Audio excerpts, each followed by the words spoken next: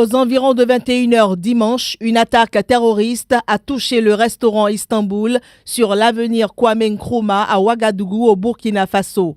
Le mode opératoire de cet attentat est similaire à celui du 15 janvier 2016. Venus à moto, des hommes armés ont ouvert le feu sur les clients du restaurant. Les forces spéciales ont lancé l'assaut contre les assaillants retranchés dans le complexe. La réplique a pris toute la nuit. Dans la matinée, le bilan faisait état de 18 morts. 2 des assaillants ont été tués, à en croire le ministre burkinabé de la Communication, Rémi Dandinou. Les forces de défense et de sécurité et l'unité d'élite de la gendarmerie ont mis un terme aux opérations.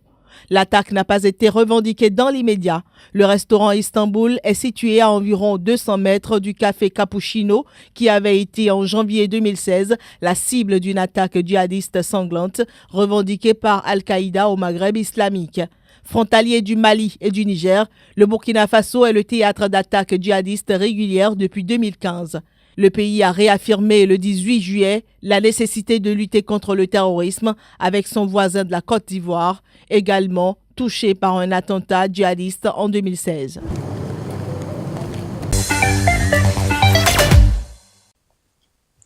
Plusieurs personnalités burkinabées se sont rendues ce lundi au centre hospitalier universitaire Yalgado Ouedraogo de Ouagadougou au chevet des blessés de l'attaque terroriste du dimanche 13 août. Les maires des 11 arrondissements ainsi que le maire central de la ville de Ouagadougou sont venus apporter leur soutien aux victimes. C'est l'occasion ici de dire à toute la population de Ouagadougou que nous devrons rester plus solidaires que jamais.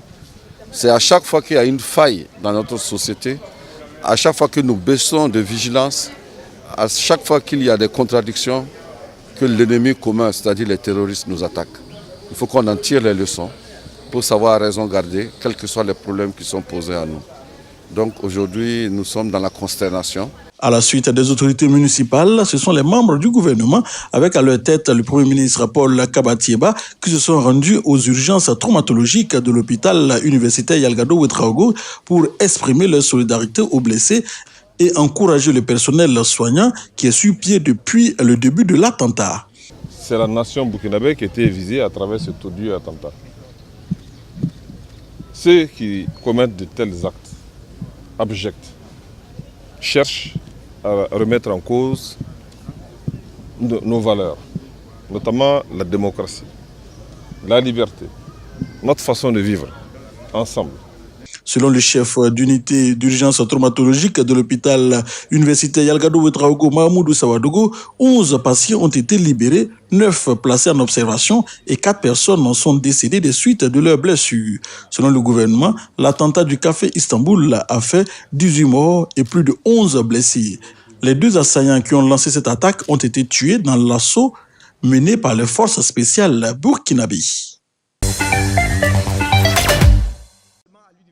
Maurice Kamto, le président du Mouvement pour la Renaissance du Cameroun, en abrégé MRC, était à Douala pour s'entretenir avec les jeunes. Je suis venu à la rencontre des jeunes Camerounais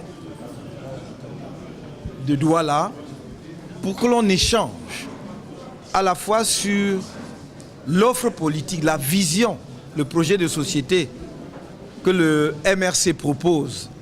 Il a fait le tour de l'actualité, notamment la crise anglophone qu'il juge très grave. Il a fustigé les arrestations arbitraires et les condamnations qui en ont suivi, non sans demander la libération des activistes pour décrisper la situation. Il faut remettre en liberté les leaders anglophones qui ont été arrêtés et dont la plupart, sinon tous, sont poursuivis aujourd'hui devant le tribunal militaire pour terrorisme. Ce dernier a exigé du gouvernement camerounais de faire la lumière sur la provenance des armes de pointe explosives découvertes chez un commando dans la localité de Mbengui, au nord-ouest du Cameroun. Quand on expose des explosifs, quand on expose des armes, on doit faire toute la lumière sur la question. On doit nous donner les séries d'armes, les numéros de série des armes. Dans cet échange avec les jeunes, Maurice Kamto n'a pas manqué de décliner sa vision pour le Cameroun lors des prochaines échéances électorales. Le dernier pilier,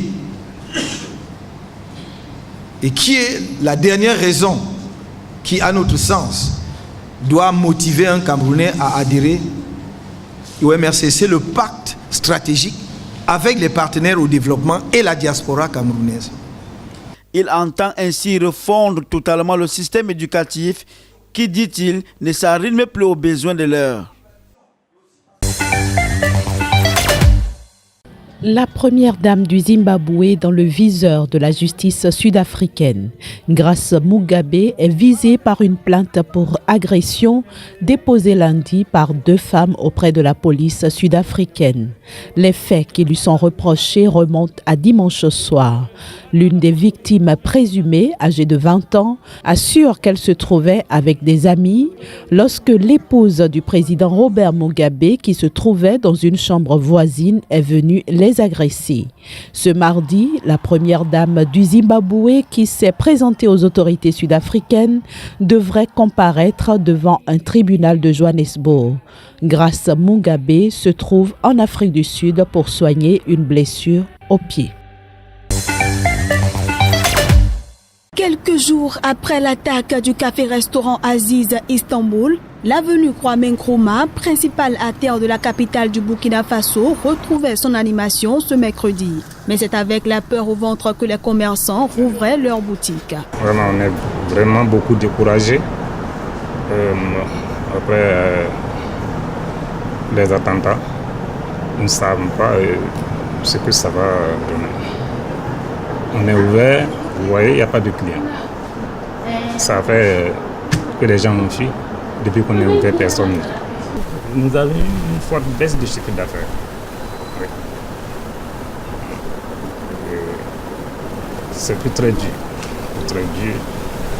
Les gens ne venaient pas. Tout le monde a eu peur et les gens ne venaient pas. Cette fois-ci, nous ne savons pas ce que ça va donner. C'est vraiment triste. Il y a le moral qui est cassé. Et jusqu'à présent, on ne sait pas ce qui va se passer encore. On a toujours peur. On vient ouvrir parce qu'on doit ouvrir seulement, sinon on a toujours peur. Pour rappel, l'attaque terroriste perpétrée ce dimanche soir au Burkina Faso a fait au moins 18 morts, dont 7 Burkinabés et 8 étrangers, selon le ministre burkinabé des Affaires étrangères, Alpha Bari. Les dépouilles des victimes seront remises aux familles à partir de ce jeudi.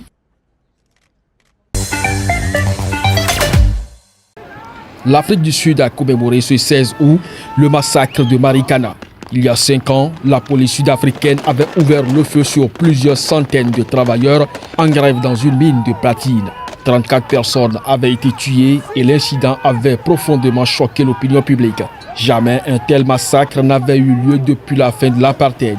Plusieurs centaines de personnes, mineurs, militants et hommes politiques se sont rassemblés sur le lieu du massacre. Dans la communauté, c'est la colère et la déception. 5 ans après le drame, les mineurs et les familles des personnes décédées estiment que peu de choses ont changé. Les conditions de vie sont les mêmes et les salaires à l'origine de la grève à l'époque ont peu augmenté. Les logements promis par les compagnies minières n'ont pas été construits et les compensations pour les mineurs blessés et décédés n'ont pas été versées puisque des discussions sont toujours en cours. Aux yeux des mineurs, le gouvernement n'a jamais présenté la moindre excuse pour ce qui concerne la pire bavure policière depuis la fin de l'apartheid. À ce jour, aucun membre des forces de l'ordre n'a été inculpé pour le décès de ces 34 mineurs. Seule la commissaire de police à l'époque a été relevée de ses fonctions et doit faire face à une commission de discipline. Ce mardi après-midi, aucun membre du gouvernement ni de l'ANC n'était présent aux commémorations.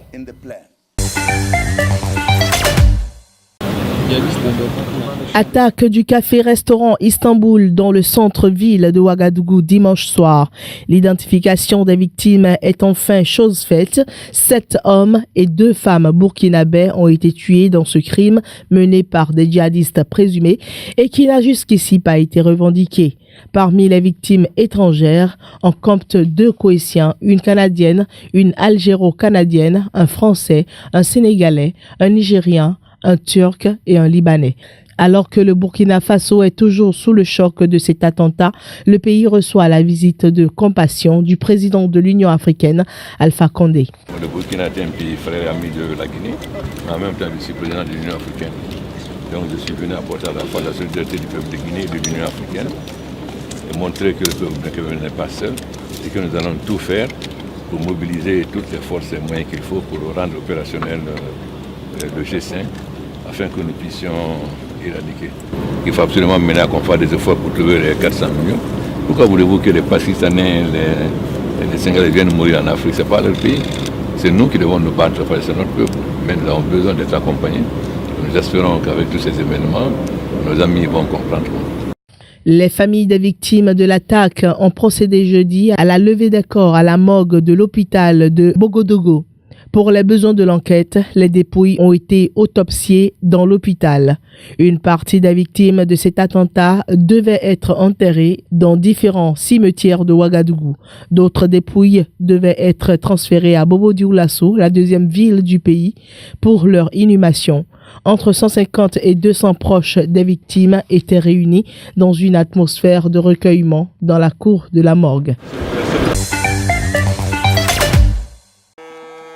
Le navire hôpital de l'organisation non gouvernementale humanitaire et internationale Mercy Ship, en provenance du Bénin, vient d'accoster au port de Douala sur l'invitation de l'État camerounais. Ce bateau est donc officiellement entré au Cameroun et va démarrer ses activités. Nous savons qu'au sein de cet hôpital, nous avons déjà 3000 personnes qui sont en attente pour subir des opérations chirurgicales compliquées. Il va y séjourner pendant 11 mois avec à son bord des experts en médecine. Sa mission principale est de prendre en charge gratuitement des personnes atteintes de maladies rares, de malformations et autres pathologies difficiles à soigner, dont la prise en charge est coûteuse. La chirurgie générale et orthopédique, particulièrement les déformations liées au traumatisme négligé, la correction des pieds-bottes, les malformations congénitales, la chirurgie maxillo-faciale, particulièrement les tumeurs déformantes non cancéreuses, les fentes palatines, les fentes labiales et les goitres, la chirurgie plastique reconstructive, particulièrement les anomalies congénitales, les séquelles de brûlure, les ulcères chroniques, les tumeurs et les fistules obstétricales. Les personnes qui bénéficieront de ces soins sont celles qui ont été recensées à cet effet d'avril à mai 2017. En rappel, Mercy Ship est une organisation internationale basée sur les valeurs chrétiennes dont la mission est d'accroître l'accès aux soins de santé à travers le monde grâce au déploiement du plus grand navire hôpital privé au monde.